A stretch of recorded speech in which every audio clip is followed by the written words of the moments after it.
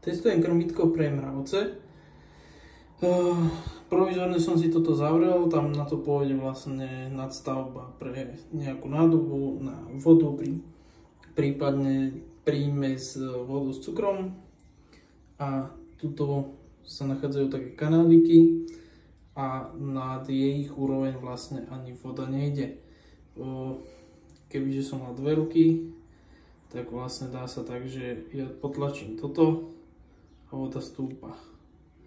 Čiže vlastne pokiaľ tá voda nebude otvorená, tak vlastne tam vzniká ten potlak, tým pádom tá voda nemá prečo stúpať. Takže ešte jedine, čo by som spravil, tak kúly linček zdvihol ten breh, aby to bol ešte kúsok vyššie, keby náhodou sa niečo stalo, tak aby to bolo nad kvázi v úrovni tohto vrchu, keby sa vyťahla nádoba a zliala sa voda dnu, aby sa vyrovnali hladiny, tak by bolo dobré toto spraviť vyššie.